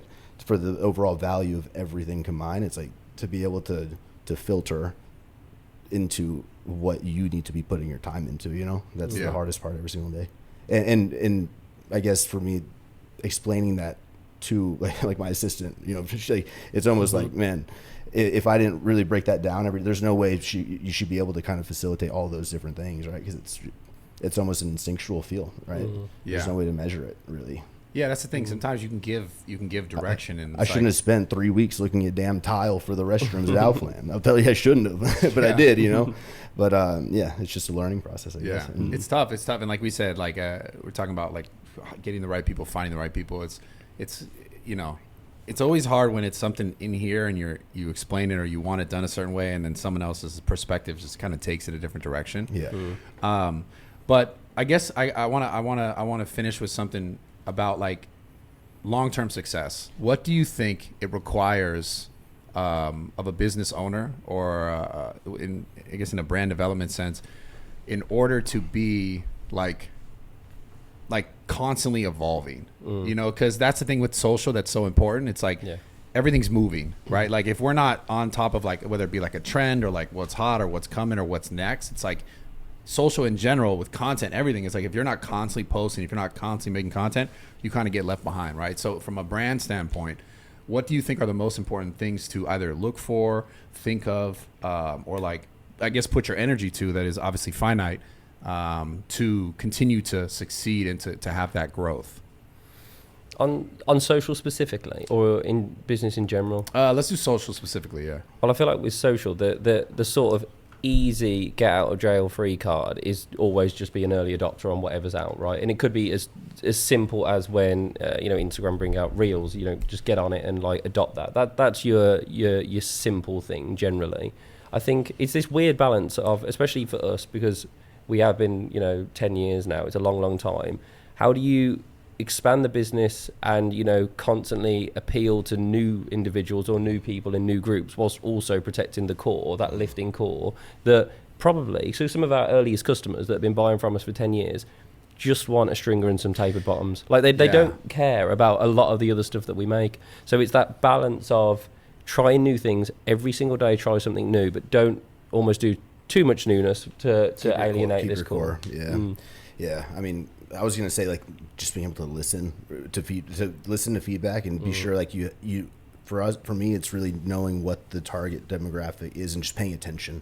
And honestly, like opening the gym and having the demographic in front of my eyes, it's incredible. Like new perspective, complete. I every outfit, I'm okay. Got it. Why are they wearing that over this? Why are they wearing that over an Alphalete short? Right. And it really opens your eyes to what people are genuinely in our demographic in our space wearing. Right. Like you see, you see Raw, you see Gymshark, you see Young and Light, you see Alphalete, you see a few like Navigation, you see Buff Bunny, right? You see these brands, but then you don't see much Lulu. You may not see much, you know, there's certain, you really hone in on it, and it's been really, really nice to be able to see that. So I think it goes back to listening and being observant and just knowing and asking, hey, what do you like about those?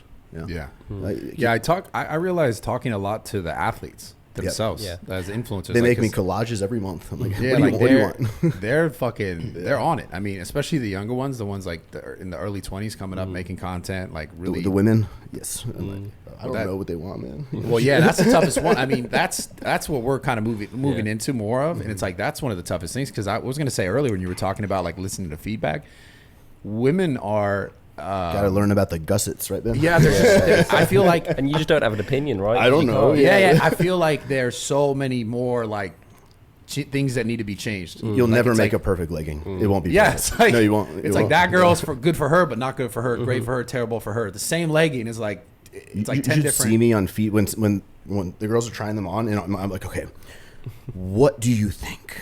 I need. What? Yeah. Like, does this make you? It just asks like 20 million questions, right? But you're able to get those different opinions, and you need to be sure you're not just doing one body, right? Because it's. Yeah. And it's impossible to make the perfect piece. It is. So you can't change. Yeah, that's the female thing is the thing I'm like, fuck, I'm most interested in because that's like newest to us. It's the hardest one, right? Yeah. Well, what do you think the most important thing is in that?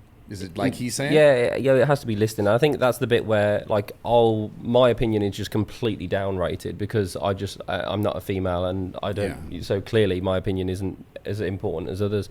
But I think where I do have an opinion is, again, it's about what's the core reason behind making this product. So we're not going to make like a fashion legging. It's probably a bad example, right? It's still got to fit in with the Gymshark core, and I'm going to explain why we're trying to build this product, but. Aside from that, fit, feel, material, all these different things, and you just have to listen. Yeah.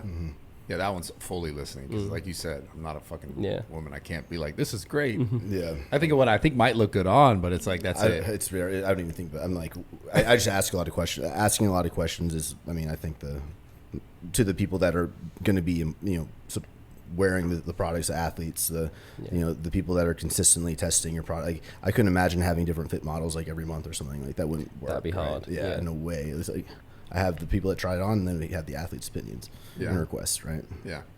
Are there anything else? Is there anything else you guys want to talk about specifically, or you want to address, or any other questions for me? Anything? No, I think it's cool. To be honest, I think it's just so cool that, I mean, we met Body Power probably 2016, and then we met, I think, 2013. Yeah. I think it's cool that, like, again, we were at the event yesterday. It's like, it's amazing to see you guys both being so successful, and I think it's cool that we can all just be together and have open conversations like this, and put the industry and the fitness community on a pedestal. And I think that's what I really like, and I like to see people succeed. Obviously, I want Gymshark to succeed and be everything that I want it to be. There's enough space for The world is so big. Like, we're little small fries. You know what I mean? Well, if you added up all of our companies together, you probably wouldn't even be 1% of the size of, like a Nike or someone like that. Do you know what I mean? So you're right. There's so much space. And I think it's so cool that everyone's doing, similar space, different things, different angles, and I think that's just really cool. And really everybody's inspiring. growing. So you're saying we band together and we take out Nike? No, they're coming. Let's go stomp on our shit. Oh fuck! Yeah, you can't take them out, dude. I'm gonna say that some of the best years of my life were the years with Gymshark, man. Like, really, Just truly, some of the best years of my life. 100%. And that group, that time frame, 2012 to 2015, 2016, like those were eye-opening years for me. That, I mean, just showed me what could be, right? And just the a next level of thinking, and just opening up so many that opened every door that's that was really cool for me as well, because I know, like, obviously you traveled to Europe, and you'd not traveled to Europe before, right? And even for me, I'd not been to Cologne in Germany and places like that, and even like Melbourne. Like, you go to places that you just never go to, and you realize that just how huge they are. The FIBO Expo in Germany had 250,000 people going to it. Oh yeah, that and fucking expo is massive. And I think, I don't know if this is a thing in the US, but again, now having spent so much more time in the US, you meet so many people that haven't been to Europe or been to Australia, or some who haven't even left the United States, and like, to see the world and have the opportunity to travel and meet so many different people with different backgrounds. I think it makes you more tolerant of people's viewpoints, more open-minded, but it makes you realize just how huge the world is, the market is, how many people there are that are interested in what we do. And I think that's really cool. Yeah. I mean, dude, this space in general, like the fitness industry, it just keeps on social, just keeps doing this. It's massive. Yeah. It's, and it's not going to slow down. So. It's like, but it's crazy because I remember I was talking with Natalie before the podcast. Like, at one point on social, even though it's such a niche thing, it was still on Instagram and like on social, it was one of the biggest industries, like very early on. And then now it's like, obviously all the other industries come in and blend in, but now it's like, it just is growing at such a crazy rate, like such a massive rate.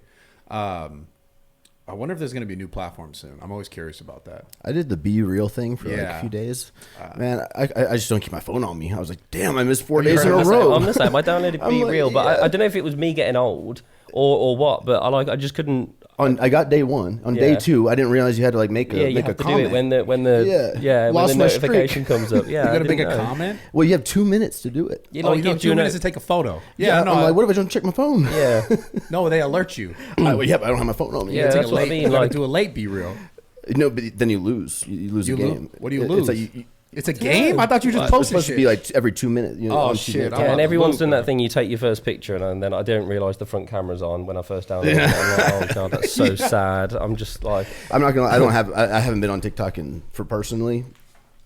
Really? No, I don't. TikTok is... I just decided... we spoke about this yesterday a bit, right? Like, I control the shit out of my social media usage, which is crazy to say because Gymshark is so social, but I want to be really purposeful when I'm spending time on there, whether it's Instagram or YouTube or whatever. I want to make sure I'm consuming the right content for me, for the business or whatever. I don't want to be like mindlessly. I've chosen to not do TikTok for personally. I'm just like, there's too much already. Like, I'll be Instagram's my last one right there. The reels are the last of the last. I have no life. I'm just fucking on this bitch all day because that's how I started. That's how I got social. It was just like every day. I mean, I'm not saying it's a good thing. This is like pretty toxic, but I guess it can help with like pattern recognition. If you're constantly on it and you're absorbing all this content, you know what works, what doesn't work. With like it definitely helps. It definitely helps with creativity. Yeah, if you're focused on it, not for just mindlessly going through it. Yeah, it helps with like trending topics. So to talk, obviously for me too, I use a lot of social because like. Even just the podcast setting, speaking, like understanding like things that are kind of what's trendy, kind of happening, to talk about that. I don't know ever. That's why, like, one of the main reasons is like I'll be on Twitter all day, TikTok all day, but it's because I'm not just trying to like look at random shit. I'm trying to. It's more about communication and talking about what's current, and I think that's important just as a creator. So that's why I'm on it mostly. But for as far as like for the brand. I guess I can get some sort of inspiration from other brands. You see other stuff that's made. You're like, oh, that's a really cool angle. I could try it like this. Like, there's a lot of that for sure as well. Audience question. Yeah, you got. Oh, let's do it. Okay, so I haven't done this for like. I apologize, everyone listening. By the way, I haven't done this for like 3 episodes. But at the end of every episode, we do audience questions. So, you guys, if you want to send an email, you can send it at askrawtalk@gmail.com. Correct. And if you want to shoot us a DM, it's RAWTALK on Instagram. It's just exactly RAWTALK @RAWTALK. But you got some of those ready? Yes. Okay, so we'll go some, and you guys will just answer them all. There's like 3 questions. So this person says, "What's up, Bradley? I just want to start off by saying how much I appreciate you and everything you do. All of your content has helped myself get through some tough times. So with that being said, how do you take these tough times and turn them into motivation or into positive ones? I feel like I let these bad days, weeks, or situations get to me, and it kills my mood or enthusiasm. So how do you overcome that?" Okay. I'll start. So 2 things, time and perspective. All negative things that happen to us in our life, right away you're like, fuck. And everyone is so uniquely different to this response. How long it takes someone to go from, fuck, this sucks, my life's bad, whatever's happening is terrible, I lost a girlfriend, I lost a family member, like I got a heartbreak, whatever it is. And you go, it's just terrible, right? The thing you have to realize is like that part of it is normal. It's natural. You should go through it. You should feel heartache. You should be sad. You should be like, this is fucked up, and allow that to happen. I think a lot of people, they want to be like, I want to bounce back as soon as possible and like not let this be a thing. And I think it's essential for you to feel that. And what happens is a lot of people something will happen very bad to them in their life, and they'll just be like, it'll hurt, and then they'll try to push it down. And the reason why that's a problem is because that's something that festers over time and it continues to affect you over time. It continues to affect your work, the people you interact with. So feel that pain. Don't be shy to that pain, because the pain is the thing that's ultimately going to teach you like kind of like the direction to move in the future, or how to make, maybe not the same mistakes, or how to appreciate someone more that maybe you didn't necessarily appreciate, someone that, you feel like you did lose. And it's going to allow you to get way more perspective. So those 2 things, like I said, the time and perspective are related to that. So you have to allow yourself to feel it. You have to allow yourself to feel sad. Talk to someone. Don't be afraid of sharing it. And then understanding that like there's a moment that you'll realize maybe a year from now, from the thing that's happening, that like there's actually a really good learning point in that negative, in that pain, in that hardship. And it's just recognizing that and understanding that. Because a lot of people, like I said, they get caught up and they push it down. And that's going to put you just in a circle, and you're going to go through another thing. You're going to push it down. You're going to stay in that circle, and it's not going to allow you to go in the direction that you actually want to go into. So, yeah, I talk a lot, but go ahead. Give your guys some input on that. I think that was for Bradley, right? That's for all of us. For all of us? Yeah, just your perspective on that. You go for you. I mean, listen, I'm going to struggle to. You're funny, dude. I forgot the question. I'm not going to lie. Go give him the question again. Sorry. So the question was basically saying, what do you do to get out of like bad times and switch it to positive to stay motivated and change your mood from when like bad things are happening to you or situations and flipping it to positive? I think Bradley nailed it right. It is so much of this is about perspective, and it really depends on the problem. I mean, you can't always turn a negative into a positive. Yeah, sometimes it's tough, and I think, I mean, this is top of mind for me at the moment because we've just unfortunately lost our queen back in the UK. But there was a thing that she said, I think during COVID, where she said, "Grief is the price we pay for love." And I think it's quite cool just to think about things like that. Like, you can't have the positive without the negative. You can't have. No one has a life that is permanently good times, right? There's always difficulties. You're always going to lose people. There's always going to be hardships. And for me, I think, again, Bradley nailed it. So much of it is about perspective. And reminding yourself what you still have to be grateful for, right? Yeah. There's always things to still be grateful for that you need to, be your best self for, and allow yourself the time, but you have to keep moving forward at the end of the day. Time doesn't stop. I feel like that's the... Yeah. Yeah. Okay, so the next question is, it says, my question is, what's the difference between pushing yourself and overtraining or overworking yourself in the gym and in just life in general? The difference between pushing yourself and overdoing it? Yeah. Sleep and food. In both those senses, I think. I think, like, we talk about overdoing something. Like, the only time I can recognize in my life when I really overdid something was when I was 18. And I did so much physical activity and I ate so little because I wasn't understanding enough of like how much sleep I needed, how much food I needed, the kind of calories I needed. And I was so like OCD kind of crazy about training and working out. I've talked about this before, but I was actually 18 and I made my dick stop working. Straight up, yeah. I got in my head about that once. Well, that happened. I mean, that's common, but that's common. I'm talking about like literally like I'm training so much that I'm like, it was nonstop, and I was like OCD. So exhausted. No, like OCD, like bad. Like I would eat something and be like, I got to do 100 push-ups, like anything. Wow. If it's like a fucking, this is not a good thing. I'm not saying this is good, guys. I'd eat like a banana. I'd be like, I'm doing curls in my fucking dorm room because I had like a little curl bar. Like I had a problem, a real problem. And I wasn't sleeping well because like my body's pretty much fucking eating. I'm waking up like every 20 minutes peeing. So I've had a real experience with like a severe, like, I don't know if it's like an OCD type behavior of like body dysmorphia, not allowing myself to like fully rest and recover and eat. Cause I also thought like, okay, I got to eat a certain way. So I'm eating like fucking like no fat cottage cheese, no fat period, like no oil on like chicken, fucking spinach, blueberries, and oatmeal. That was what I was eating. And I wasn't eating any fat. I was overdoing training.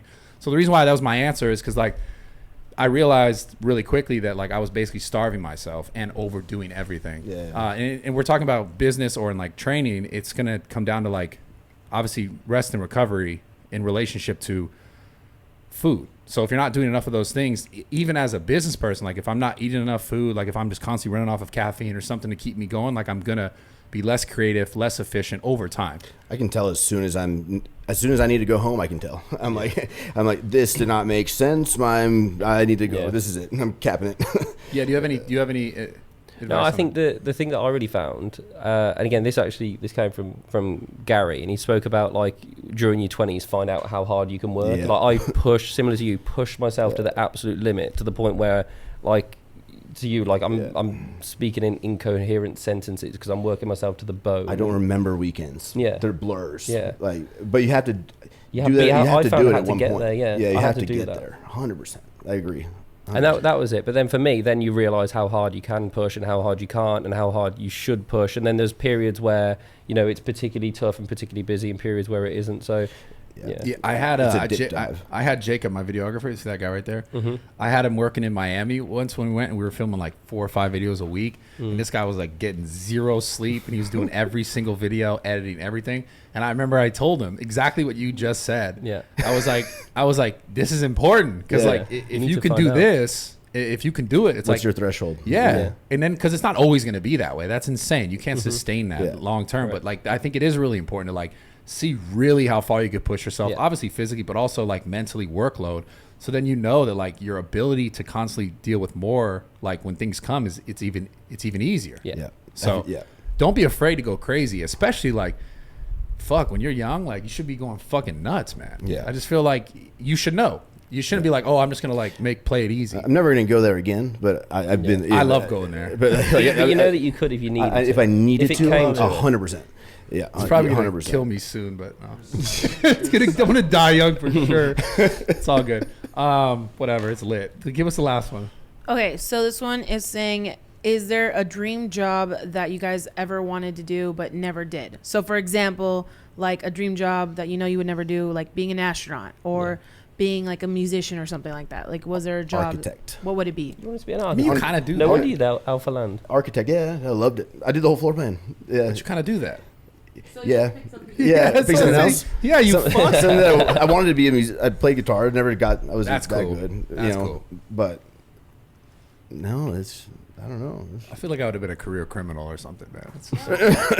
I never. Got, that's a job, okay? No, they're talking about like a job, Probably like things for you haven't done, bro. example- Oh, yeah, that's right. That's right. Okay, an astronaut. An astronaut. No, honestly, because I think I just like to go to space. That's See, all. I'm the polar opposite there. I always say that. I was like, Bezos could pay me whatever he wants. I am not going to just. I'm really Elon's happy like, on Earth. I'm you have gonna an die 89% here. chance you may die. Yeah. No, I'll die on Earth. I'm fine. Like, it's Fuck. fine. Yeah. It's, you don't even like. I Not wouldn't at say all. that. I There's wouldn't- enough movies, bro. Me and my friends have conversations about this, and they're like, "Wouldn't you want to look back on the Earth?" I'm like, "No, I'm fine. Like, I'm quite happy." I mean, I'm scared of it, but it's like part of me is like, I like to sweat. You know, I Yeah, like. no. Well, you go to space. I like that. I'll be, We'll I'm chill sweating here. already, Yeah. bro. I'm good. Yeah. Oh, that's dope. Is that it? Yeah. That's it. Awesome. I appreciate you guys coming, man. You guys are fucking both inspirations. Thank and you. both Thank you've you. done amazing fucking things. It's been a pleasure, like legit having this conversation. But I mean, just even over the last fucking 10 years of social media game, like I've definitely gotten a lot of inspiration from both you guys as far as like wanting to be better, wanting to work harder, wanting to, you know, grow the business, grow the brand, expand. And I just want to say thank you personally for being here and having this conversation with me, for real. Likewise. Thank you. And, Yeah, absolutely. And thank you for having us, man. Yeah. It's been great. This is dope. Like I think there's a lot of good in here, and I like I said, man, I just wish you guys nothing but the best, and I hope that we can continue. 10 more years, we'll be old as shit. We'll Yeah. do another one, Fuck, right? man. 43, dude. Fuck. Ben's got 2 kids, twins I on the know, way. I know. Oh god, Damn. yeah, I'm going to be going grey fast at this rate. This next few years is going to be tough. That's dope. That's what I want next. Yeah. That's Oh what I my need, gosh. kids, man. You not think about kids? Huh? Bye. Yo.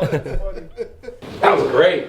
Sweating. Down, legit sweating. Yeah, it's warm. Wow, that's good. You sweating? I'm sweating. It's a 100% cotton tees, you know? Fuck. Subscribe. Let's go, baby.